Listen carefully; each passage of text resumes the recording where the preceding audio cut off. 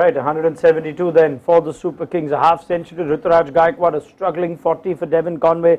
A few contributions after that. But what kind of score is this on what certainly did not seem to be one of those high-scoring Chepauk pitches we saw early on in this year's IPL? On Visit Saudi presents ESPNcricinfo T20 Timeout. Sanjay Manjrekar and Tom Moody to make sense of the first innings. 172. Thoughts on the score, Sanjay? See, you had two openers in form, Ruturaj Gaikwad, Devon Conway. Both in form, tremendous self-confidence, but one guy just blazed away, the other struggled. So what does that tell you about the surface? You know, Ruturaj Gaikwad found the pitch quite easy to bat on, was scoring quickly. I'd like to believe that it will get better in the second half. So maybe this is the score that Titans will fancy chasing. Tom? I think the opposite, to be honest with you. I think it's going to be a difficult score to chase down.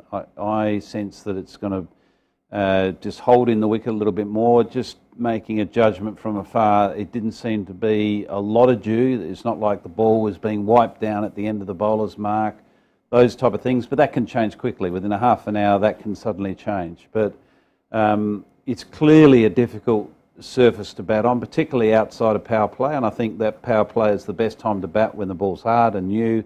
And there is a little bit of, skiddiness off that new shiny kookaburra. But as soon as it gets a little bit of wear and tear on that ball, I think the ball just sticks in the wicket, and it's a struggle. Okay, it was a struggle for Devon Conway. Now there are many power batters. If they come up on a difficult surface, they struggle. You think Devon Conway is the kind of batter where even if it's challenging, will find a way to score a more, let's just say, understandable 40? That looked like a real struggle start to finish. Could you explain it? Yeah, I think it's a reflection of the surface, and I think it's a reflection of how they bowled to him. They changed the pace to him.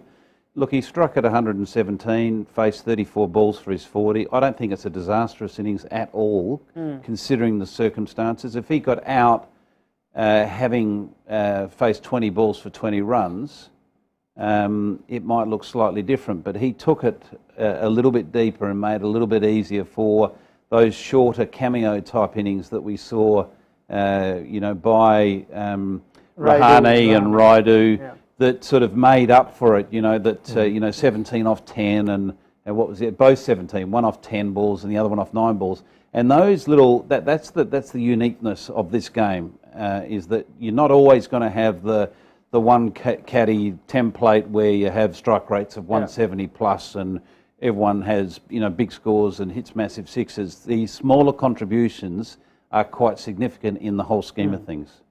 Is that the best way to bat from Conway, and you sympathise because of the surface, or are we expecting batters like him to also figure out how to bat? The thing with Conway is clearly he's always trying his best, and I'm sure considering his experience and the form of playing on Indian pitches, he was always trying to find a way to score quickly. He's a bit like Ajinkya Rahane, who likes pace onto the bat. He's not a power hitter. Having said that, can hit the odd 6, and he had the game to also maybe score a little quicker. But sometimes that happens to a batter, isn't it? Great nick, and suddenly you come into a game where nothing's happening. So I relate that more to Conway's night more than the surface. But it wasn't that tricky for somebody like Conway to not score quicker. Noor Ahmed's to Shivam Dube seems to be an event in itself, because Dube has given them, even on challenging surfaces, these 10, 12 ball 30s and 35s, and you had a smile on your face as you saw Noor Ahmed do what he did. And that is why I believe maybe the score is not adequate, because they just went off their formula a little bit today, CSK. Conway batting the way he did, Dube getting out so early.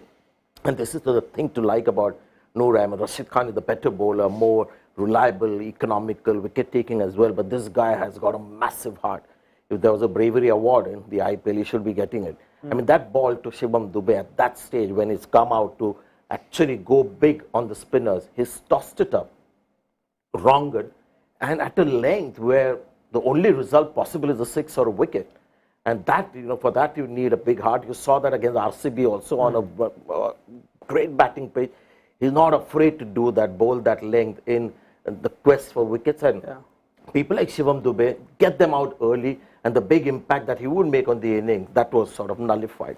What did you make of how they used their batters after Dube? At the 12th over mark, we thought maybe there's a case for Moin Ali, who now seems to be consistently used or underused as a batter, just thinking Rahane's entry point in the 12th over term and Moin Ali not perhaps given the chance to do what Dube did on a night that Dube failed? Did they miss something there? Yeah, it's an interesting one. I thought at the time exactly that. I thought Moin Ali would be the obvious player to be coming in at that point.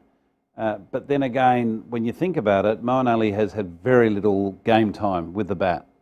He, for some reason this season, has drifted further and further down the order, and MS Dhoni's used him more as a bowling all-rounder against a batting all-rounder. I think he batted 3 for a lot of the season last year, and we all know he's got the capabilities to bat anywhere from 1 to 7. No one's questioning that, but you know, possibly Dhoni and Fleming has backed the player that's faced a lot of deliveries over the last month.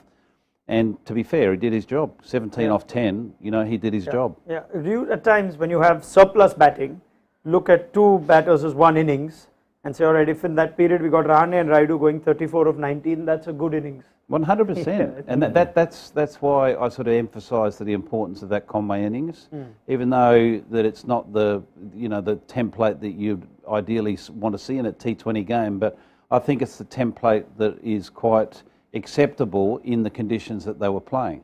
A game we'll only be able to make real judgment on it when we see both teams bowl on this surface and both teams bat on it. Right.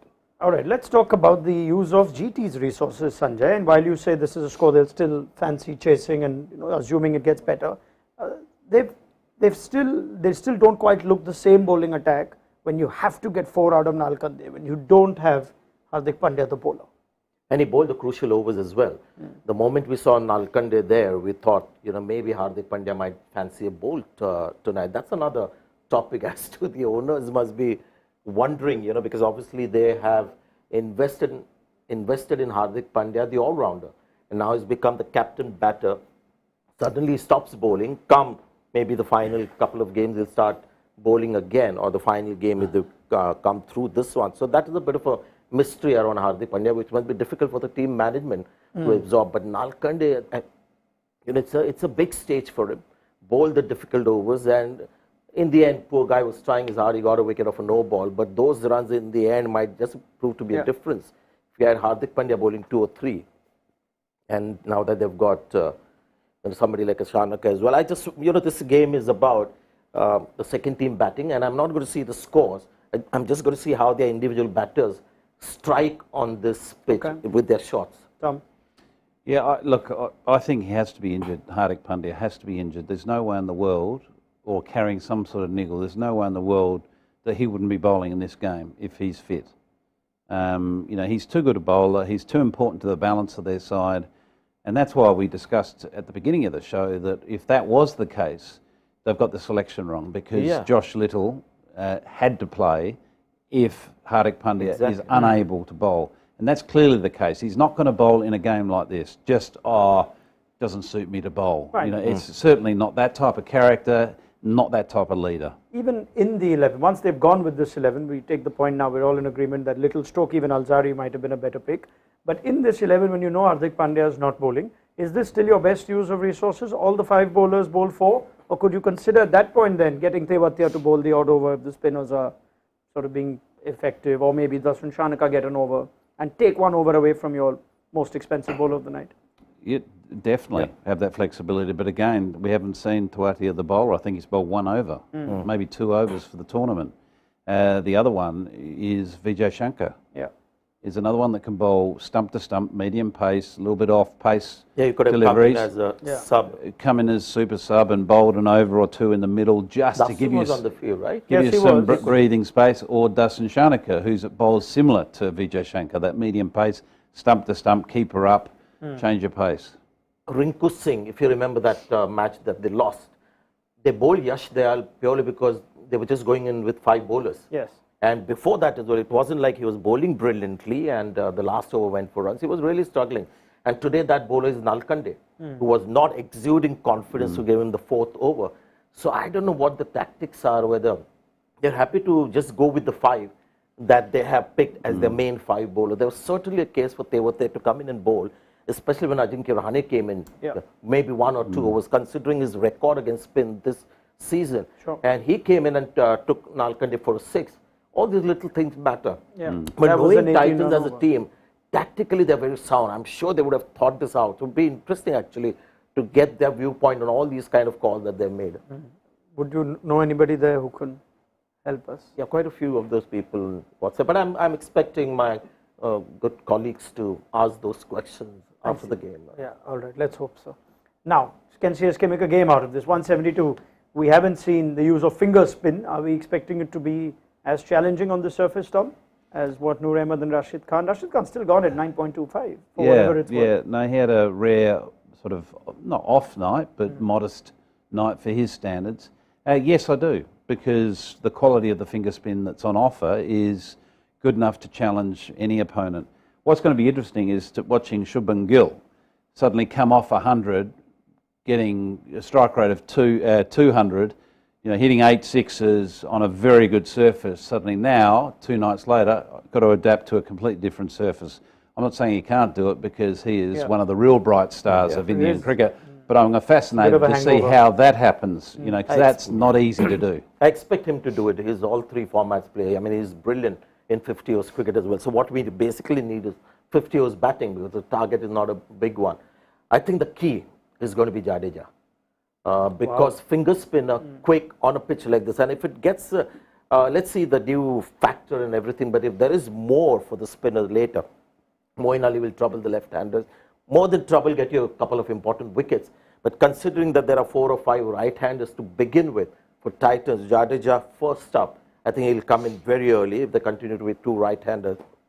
And finger spinner, quick spinner can be quite dangerous. If he gets 2 or 3 early wickets, then we have a game on our hands. Otherwise, I see the deep batting line of Titans getting there. And don't forget Tikshana as well, because he's a very... But he's not somebody who relies on turn against the left-hander. He bowls the proper off spin and then he gets the big turn. Yeah, but that's the point. He doesn't rely on turn. He's got deception through just his clever craft with little different variations that he has. So this is going to be a tight one. All right. Matisha Patirana on this surface, if he has to bowl at the death.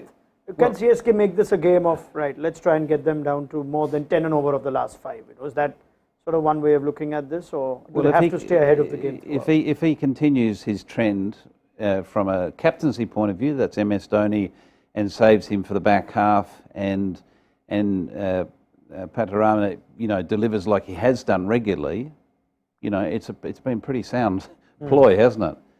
But what will be interesting, if there is dew, bowling like he bowls is not easy. Having that specific control of that release of that ball when there's a little bit of moisture on the seam and on the leather of the ball, getting those precise Yorkers in is not easy. All right. Prediction time. Tom. I'm actually going to shift my early to CSK. season, Okay, not season, game, kind of, to CSK. I rarely do this, you made such a strong case. But now that we're in the playoff stage, I'm just going to be a little bit more agile. So I'm going for yellow. Agile is another word for changing your views. I'm going with Titans. I'm true to your integrity, and somebody can. His reaction you can be fine. I don't go with the wind. I remain firm despite. There's not a lot of breeze in here anyway. No. Okay, that's enough. Thank you. We have a split verdict. So Tom Moody has reviewed his early predictions and said CSK have got the runs and they should defend this. Sanjay Manjrekar backs the Titans. I've been waiting for a super over for 71 games. That Must might come. be, yeah. Must come in a tough, close game like this. Let's see if it happens. Join us at the end of it on Visit Saudi Presents ESPNcricinfo T20 Timeout. Download the mobile app. It'll have you covered from now till the end of this game. A place in the IPL 2023 final up for grabs. Let's see who takes it.